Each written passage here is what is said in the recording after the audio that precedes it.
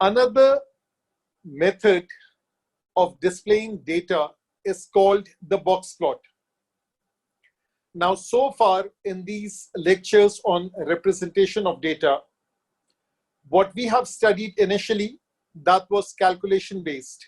Mean, standard deviation, variance, coding, assume mean, combination of data, all these things were about calculation. Then we came across the concept of stem and leaf diagram, also known as stem plot. In the first class of stem plot, we focused on drawing the stem plot, or if the stem plot is drawn, how to calculate the median and the quartiles. In the next class, we focused on back-to-back stem plot. Again, we have to draw it, or it's drawn, we have to infer, calculate data out of it. Now, another diagrammatic representation is called a box plot. It's also called a 5-point summary. What are the 5 points that a person is interested in? A person is interested in the median. A person could be interested in the lower quartile, in the upper quartile, and definitely the lowest value of the distribution and the highest value of that distribution. Now we know that in a stem plot, all the original data is still intact. It's just arranged in a neat manner. The extra zeros have been omitted. The extra decimals have been omitted. A key is the powerful tool that allows us to read that table. But sometimes so much of information is unnecessary. There are some decisions, there are some conclusions which can be made based upon median and the lower quartile and the upper quartile. And if I subtract the lower from the upper quartile, what I get is the interquartile range. And I just need the lowest value of that distribution and I need the highest value of that distribution. Displaying this 5-point summary is called a box plot, a box and whisker diagram. That's how it would look like. On the x-axis, the red line, that is the scale. Maybe the scale is ranging from 0 till 90. Maybe the scale is ranging from 100 till 300. That depends on the data. So it's like a number line, but not necessarily starting from 0. So one thing about box plot, that this drawing of the scale is a must. This is the box, and let me write it on the outside. This is the box, and this one and this one, they are the whiskers of this box. That's why the name, the box and whisker diagram. In short, we call it the box plot. Now over here, this value will refer to LV. LV stands for lowest value.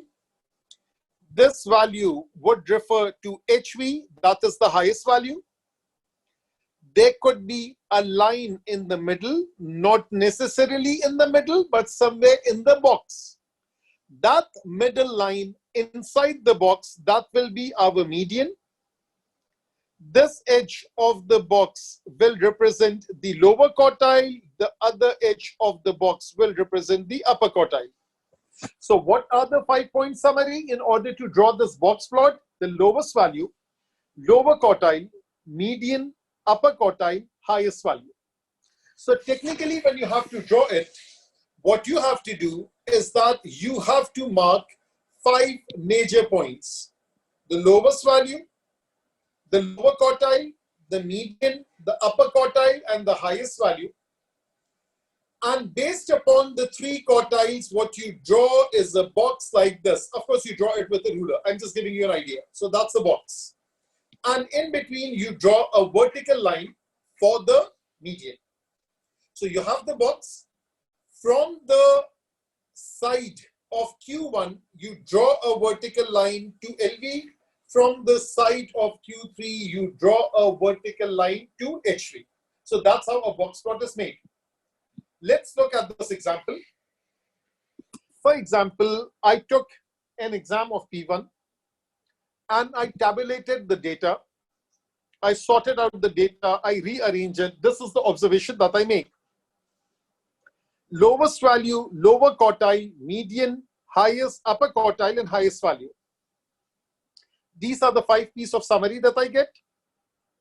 I draw a horizontal blue line, that is my scale. My lowest value is 15, my highest value is 75. That means the scale could range from 10 till 80, it could range from 0 till 80, and so on.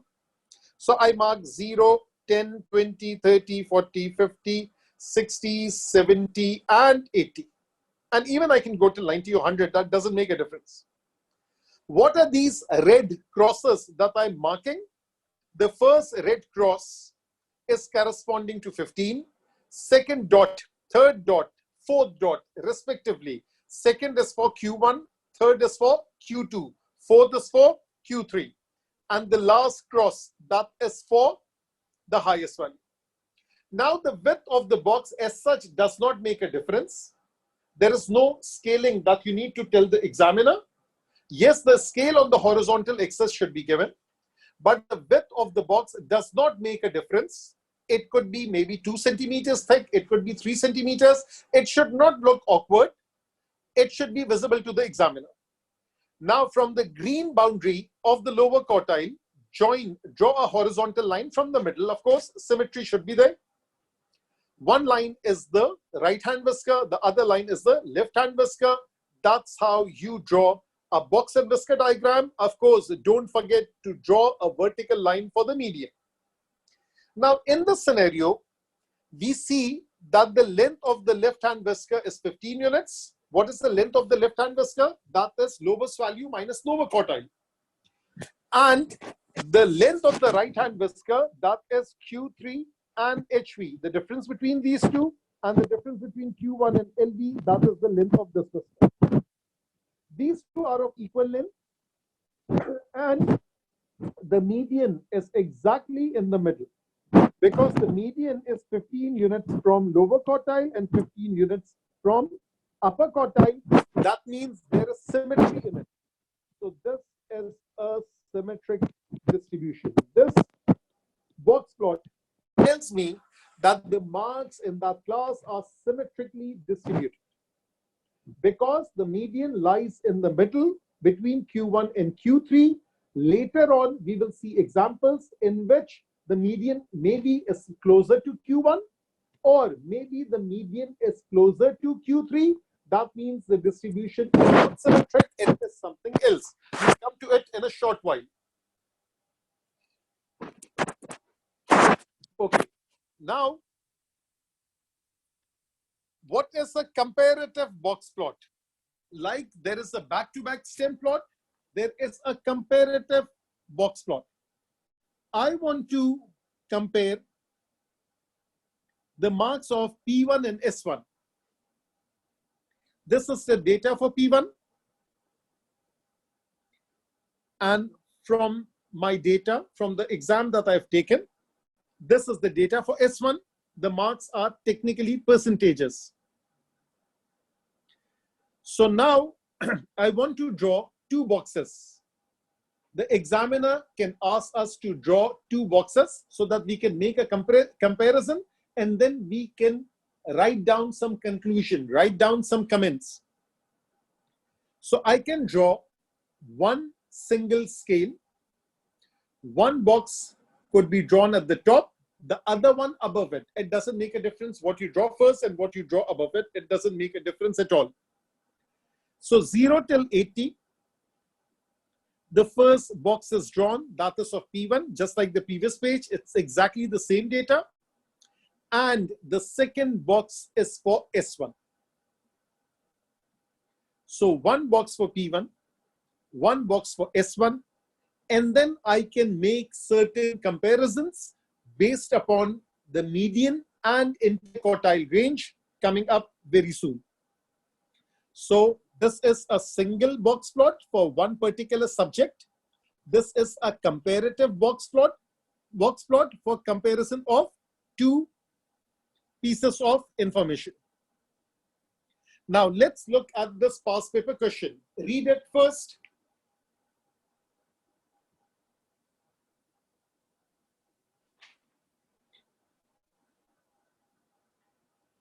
It says a group of children played a computer game which measured the time in seconds to perform a certain task. Now, after reading the very first line, can you figure it out? I think you have. That if a certain task is to be performed, it's a speed performance test.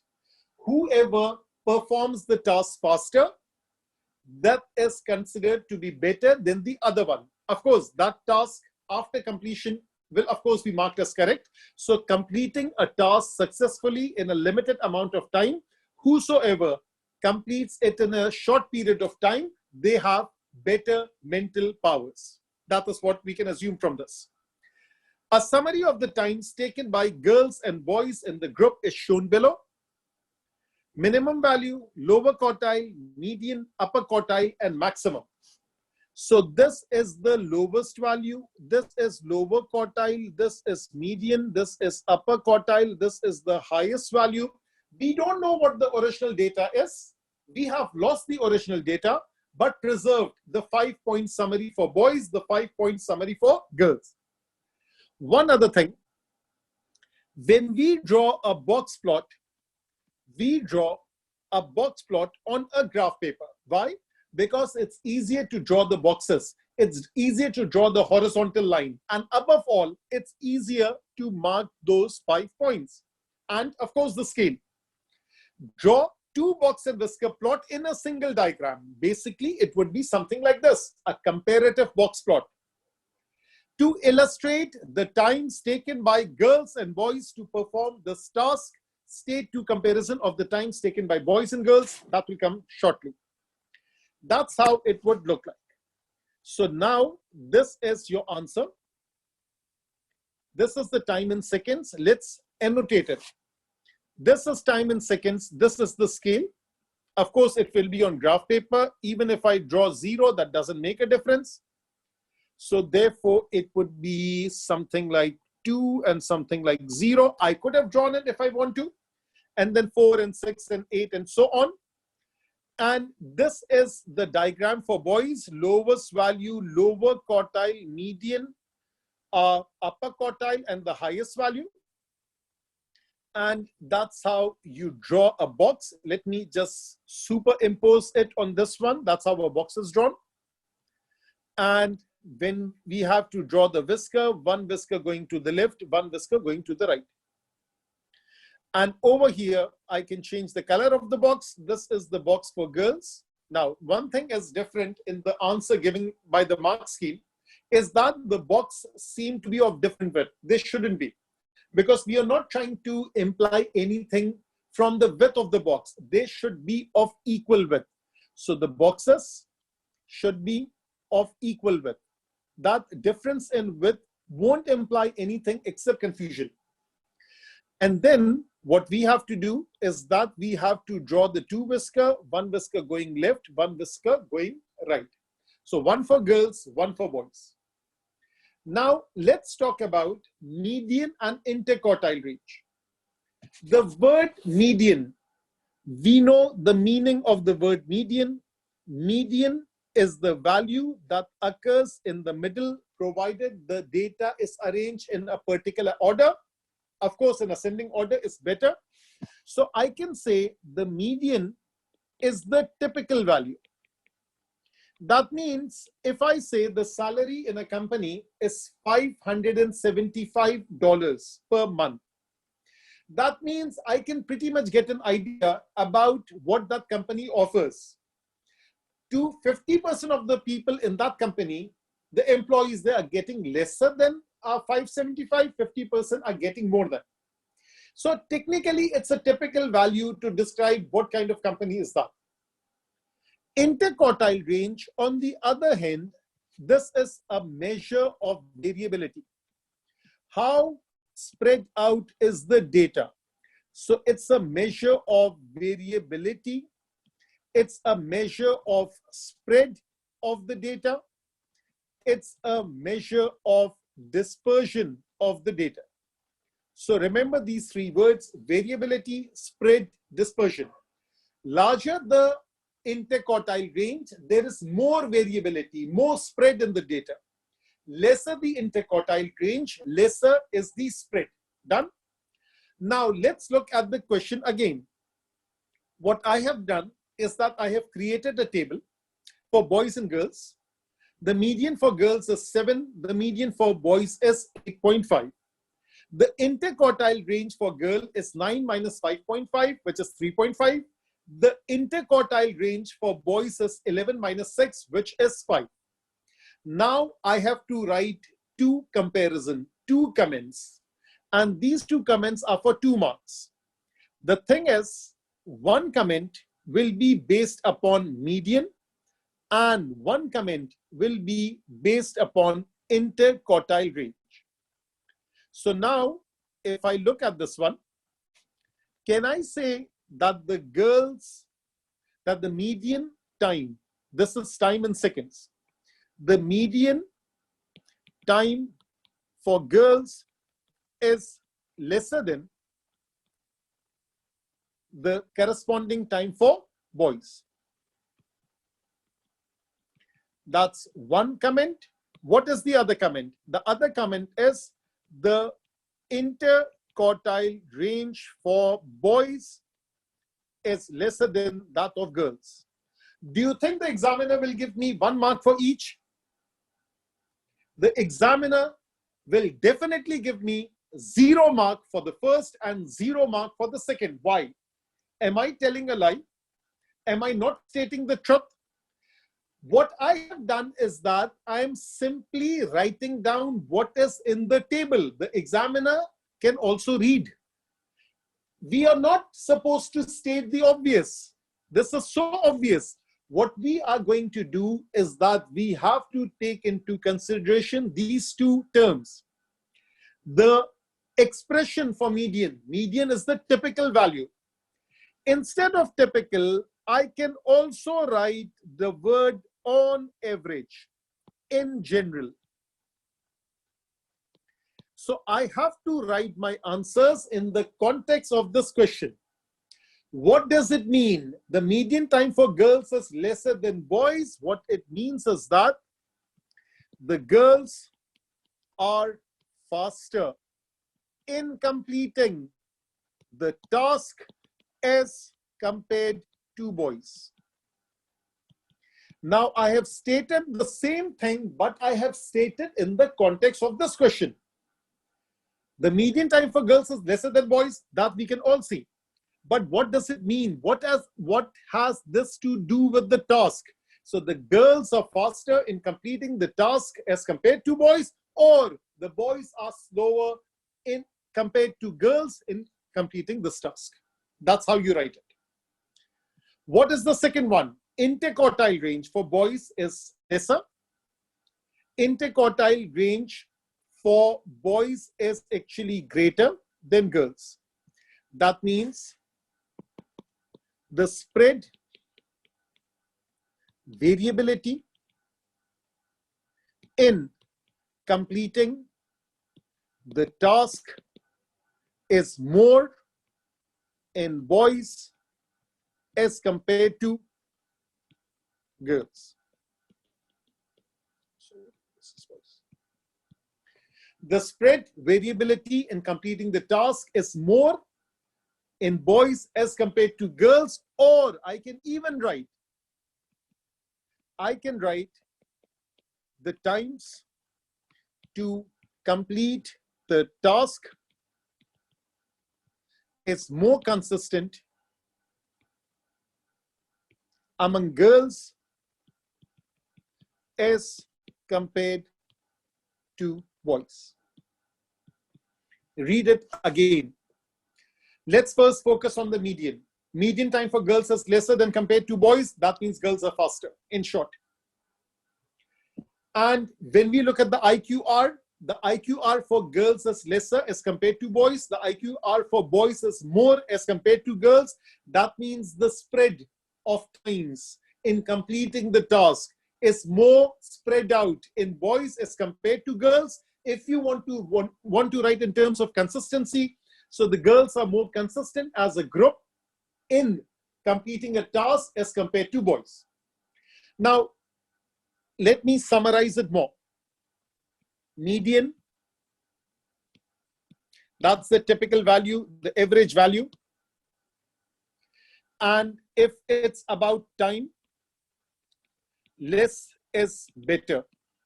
Less is faster in this particular scenario. If I talk about IQR, of course, it would only be for comparison purposes. For a single IQR, you cannot comment nothing, nor will the examiner be asking anything on that. When you are comparing IQR, more means more variability, more dispersion. And less means more consistent. I prefer that you stick with the first one. Talk in terms of more. The IQR of boys is more compared to girls. That means the spread of the times in the boys as a group is more as compared to girls. That's all you need to answer. 1 mark for one part, 1 mark for the other part. Now, let's talk about mean and standard deviation. When I talk about mean, the same wording I have used for median for comments purposes can be used. Mean is the typical value. We already know that mean is the average value also.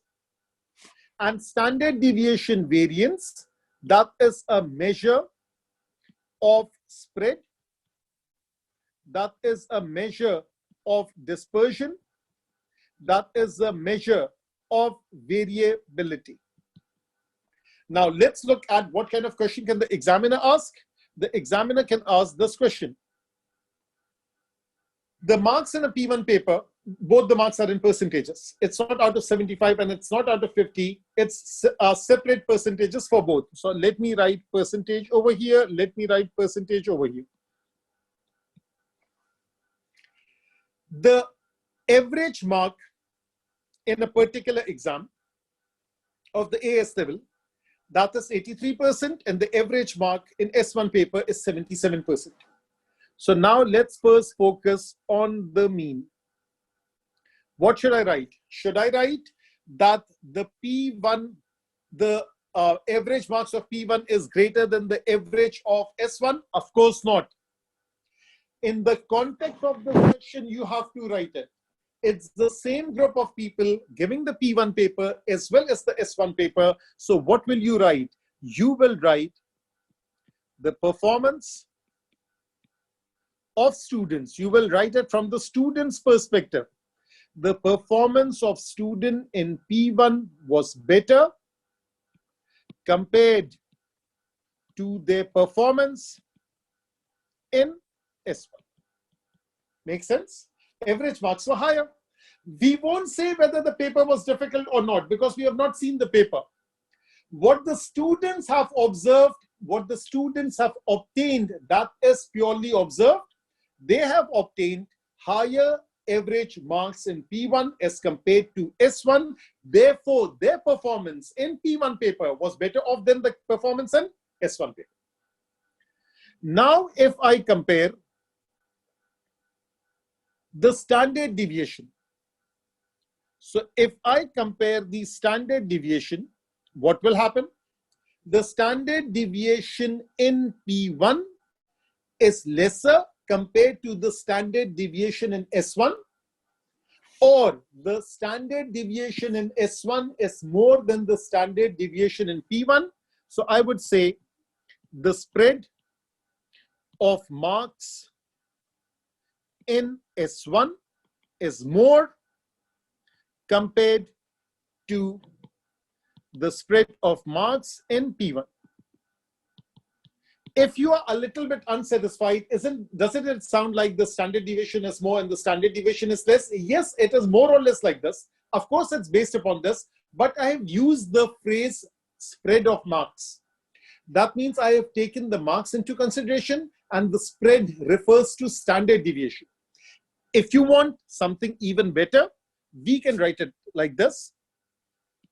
the dispersion of marks in S1 is more varied compared to the dispersion of marks in P1. So this you can write it. This is better.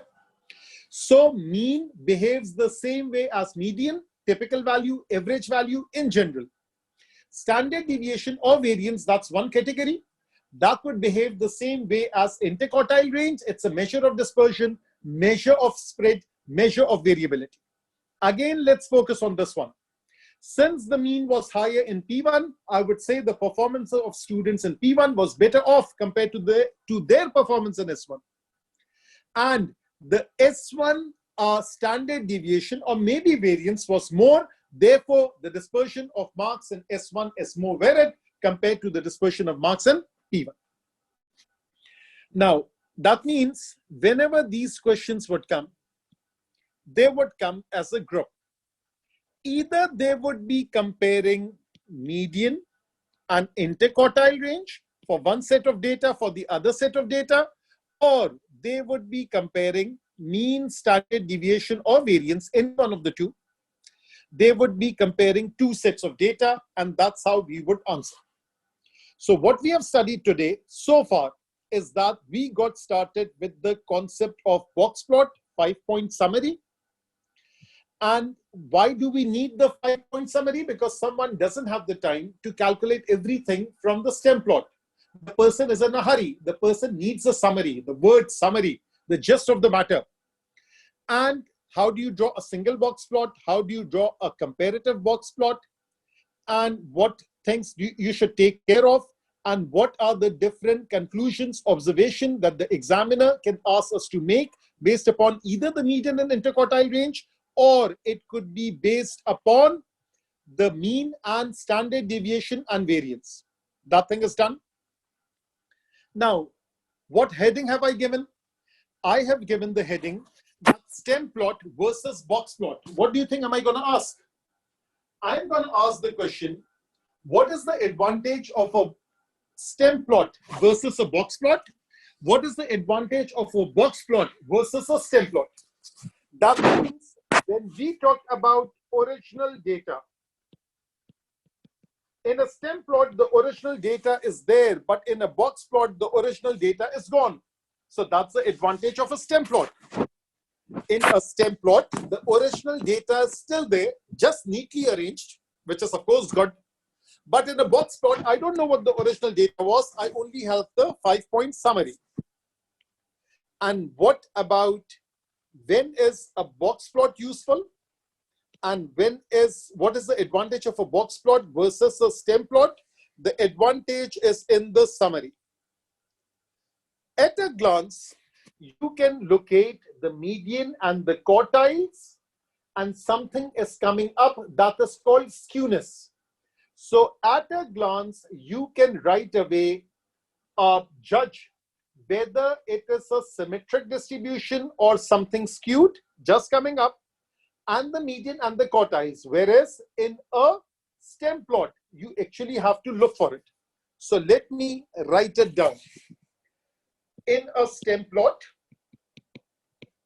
the original data is still there,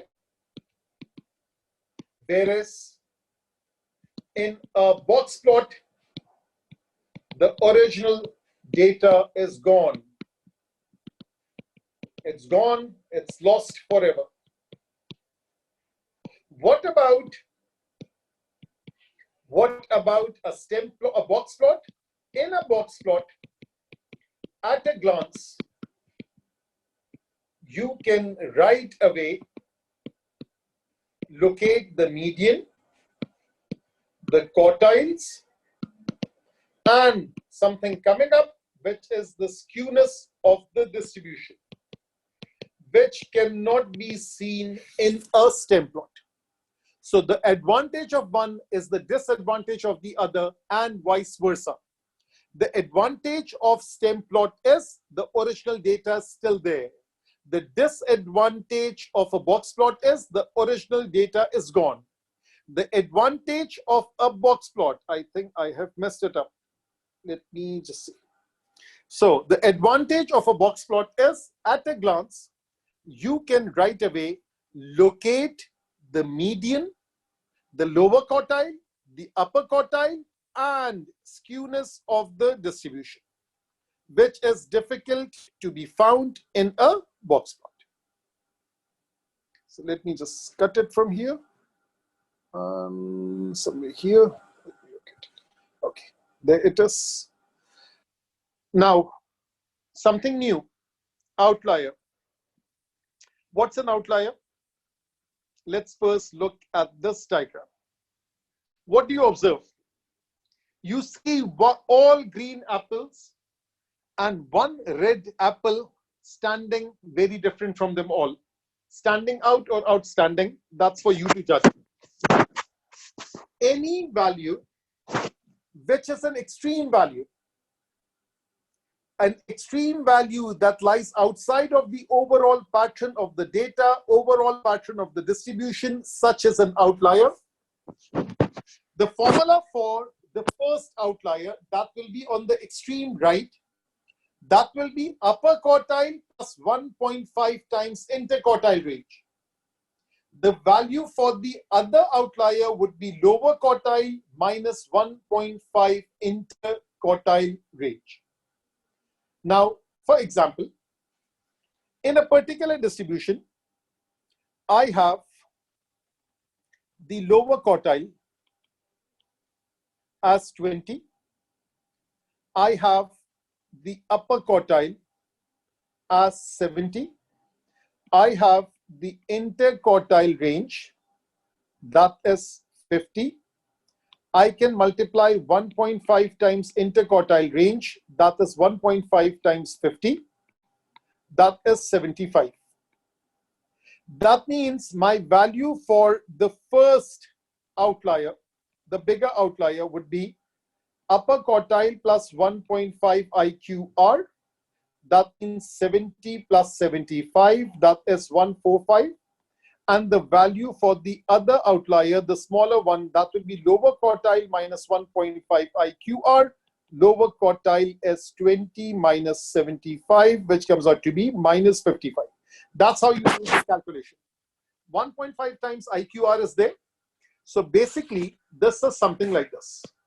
If I draw a number line, and if I mark it like this, so this is upper outlier 1, this is upper quartile plus 1.5 IQR, and this is the smaller one, OL2, that is lower quartile minus 1.5 IQR. Now, Outlier is also a name of this book. When you have the time, do read it. It's a wonderful book. And what it tells you is that something that seems outliers to us, that's the theme of this work. Things that seem outliers to us are not really outliers. There is some success story behind it. Well, that was apart from the topic. Coming back to this. Let's look at this question. Can I find the outliers from here? Yes, I can. But first of all, I need to see that I need to calculate the median. 6 and 13 is 19. 19 plus 9 is 28. 28 plus 2 is 30. There are 30 pieces of data. 30 divided by 2 is 15. Therefore, T15 and T16, that average will be our median. So therefore, let's start counting. 6, 7, 8, 9, 10, 11, 12, 13, 14, 15, 16. The 15th value is 3/8. I forgot the key. 3/8 means 38. That is 38. The 16th value is also 38. Therefore, the median value Q2 is 38. Now, Q2 is neither 15th nor 16th. Q2 is somewhere over here. That means this is T15, this is T16, this goes all the way till T1, this goes all the way till T30. Therefore, somewhere here, is the median value Q2. Now, lesser than Q2 are 15 values. 15 divided by 2 is 7.5. Round it up. The 8th value, that will be lower quartile. And similarly, 7.5, round it up. T8 from the bigger value, that would be upper quartile. Now, let me calculate the lower quartile. So that should be the 8th value, 6, 7, 8. So this is lower quartile, which is 32. So therefore, 32 is the lower quartile. Q1 is 32. Similarly, 1, 2, 3, 4, 5, 6, 7, 8. 4/0. So Q3 is 40. So what do I have? I have Q1, that is 32. 32, 38, and 40. So Q1 is 32, 38, 40. Interquartile range is upper minus lower, that is 8, the difference between these two. 1.5 times interquartile range, that is 1.5 times 8, which is 12. Therefore, the first outlier is upper quartile plus 1.5 IQR, that is 40 plus 12, which is 52. And the other outlier is lower quartile minus 1.5 IQR. Lower quartile is how much? 32 minus 12, that comes out to be 20. Therefore, 20 is an outlier, 52 is an outlier. Let me look at the data to see if there were any outliers. Do I have 20? No, because the smallest value is 22 and the highest value is 55. The outlier would start anything after 52. So yes, there is an outlier. And what is that outlier? The outlier in the distribution is 55 because 52. Formula for outliers. First of all, what's an outlier? Any extreme value. Bigger outlier is upper quartile plus 1.5 IQR. Smaller outlier is lower quartile minus 1.5 IQR. A simple calculation to get you started, an appetizer for the mind. And then just showing it on a number line. Then the book. Then the Apple picture that says it all. What's an outlier? And based upon this stem and leaf diagram, we did the exercise again, how to calculate Q1, Q2, Q3, summarize the data onto one neat page, found the difference between Q1 and Q3. That difference is called interquartile range. Multiply it by 1.5. To the upper quartile, add the interquartile, add the 1.5 IQR. From the lower quartile, subtract 1.5 IQR, you get two values. One value is 20, the other value is 52. Were there any outliers in this data? Yes, there was one. That outlier was 55. Okay. Now, let's look at this exam question. The following are the annual amounts of money spent on clothes to the nearest $10 by 27 people. Construct a stem and leaf diagram, not in a mood to do so. Find the median and interquartile range for the data. I can just focus on that. Remember when we were drawing a stem plot, I said that there could be a scenario, type 1, in which the data is less, but it's unarranged. And the data, the other scenario is the data is more, but it's arranged. So in this scenario, the data is arranged for you. Now, there are 27 pieces of data. 27 divided by 2 is 13.5. Rounded up, that means the 14th value is the median. So 1, 2, 3, 4, 5, 6, 7, 8, 9, 10, 11, 12, 13, 14. So therefore, Q2 is 160. That means T13, actually T14 is this. 13 values below it, 13 values above it. 13 divided by 2 is 6.5. Round it up, that is the 7th value. The smaller 7th value the seventh value out of the smallest 13 pieces of data, that is Q1, and similarly from the larger 13 pieces, the larger one is Q3. Now let me locate it. Seventh, 1, 2, 3, 4, 5, 6, 7. 140 is my lower quartile. So Q1 is 140. And let me locate for the upper quartile. 1, 2, 3, 4, 5, 6, 7. That is 210. So Q2, I'll just write it down, 60, and Q3 is 210. Now, what are they saying? The examiner will ask us to calculate the lower quartile, but the examiner is graceful enough that he gives us the definition. What is an outlier? An outlier is defined as any data value which is more than 1.5 times the interquartile range above the upper quartile, or more than 1.5 times the interquartile range below the lower quartile. We already have the formula. So let's calculate it. First of all, the difference between Q3 and Q2. So interquartile range is 210 minus 140, which is 70. 1.5 IQR is 70 into 1.5, that is 70 plus 35, 105. Therefore, the bigger upper quartile is UQ plus 1.5 IQR, that is 210 plus 105, that is 315. And similarly, the second outlier is lower quartile minus 1.5 IQR. So that is how much? 160. Sorry, lower quartile is how much? 140. 140 minus 105, which is 35. Therefore, one outlier is 315. Outlier 1 is 315. Outlier 2 is 35. Now, what does it say? List any outliers.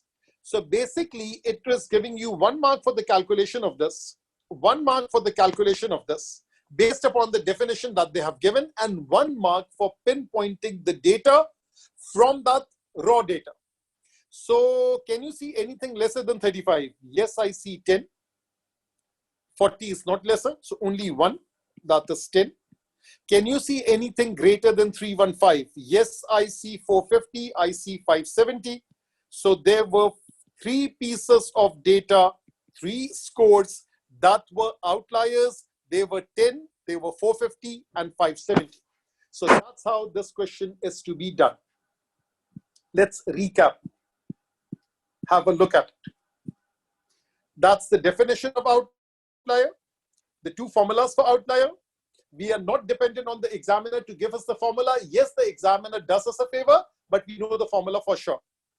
And what is the logic of outliers in extreme value? How do you calculate it? Based upon this formula, very simple calculation.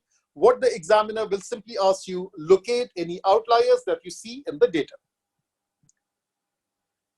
If we were to draw a stem plot, the outlier would lie outside of those values. That means we should not be taking those outliers into consideration. That is for the examiner to tell us that if the examiner wants to make a plot of the box plot, the examiner can ask us to first locate the outliers and then ignore those outliers and draw the box plot. So the outlier won't be part of the box plot as such. The lowest value will be this one. The highest value would be this one. So the outlier could be outside. Like, for example, it's a beautiful coincidence that this image is exactly tallying with this one. This value could be the 10. Ignore the x-axis because that's not tallying. So just ignore that. So therefore, we would say that this value is like 10 and these 2 values are like what? 450 and 570. Just to give you an idea, 450 and 570. And that is something, the stem plot, to do with the normal distribution, which we are not discussing right now. Last thing. The last thing related with stem plot and box plot is something called skewness. Now look at this box plot. This box plot, just focus on Q1. This is Q1. This is Q2. This is Q3. Left of Q2 is more region, right of Q2 is lesser region. That means Q2 minus Q1 is bigger than Q3 minus Q2. Am I right? So therefore, the thing is that we say such a distribution is negatively skewed.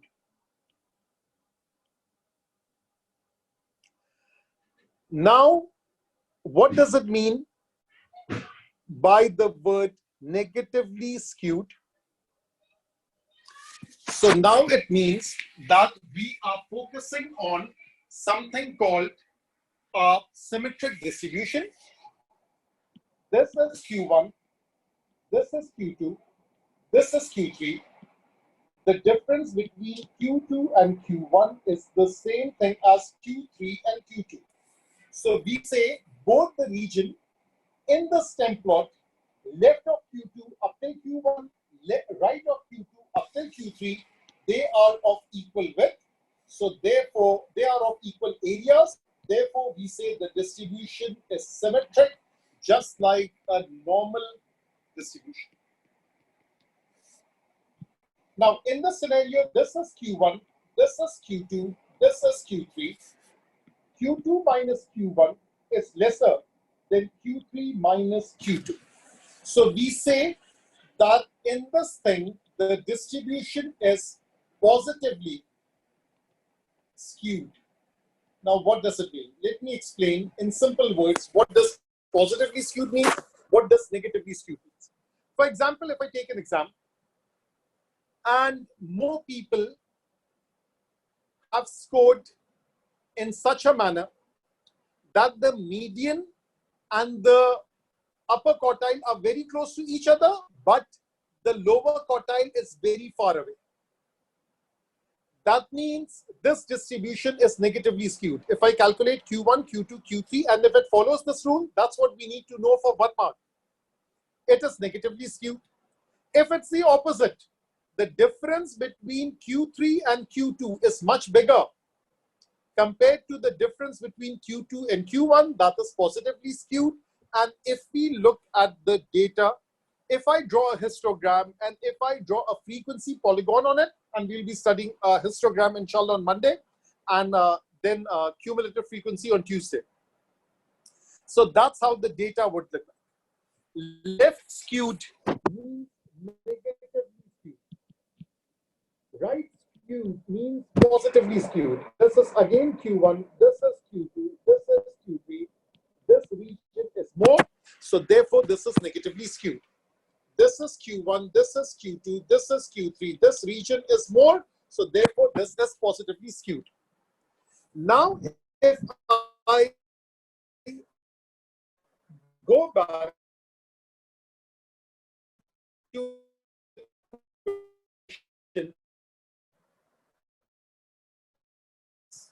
this one, if I say that if the diagram is drawn correctly, over here, I can say this region and this region is almost the same. So I say the distribution of times for boys is symmetrically distributed. Whereas if this distribution, if this area is bigger, so this is like Q1 and this is Q2 and this is Q3. So I would say, okay.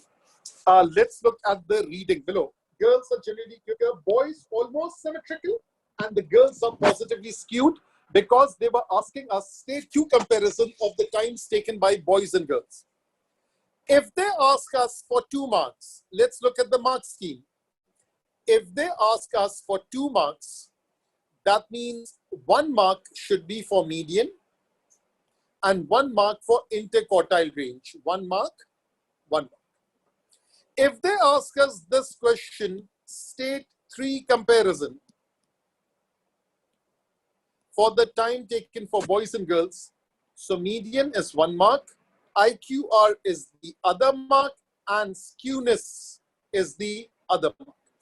Of course, in the first one, you can also give the answer for skewness. but that would be some additional thing that you're giving. You can even answer based upon median and skewness, or median and interquartile range, or interquartile range or skewness. So 1 mark for one reason.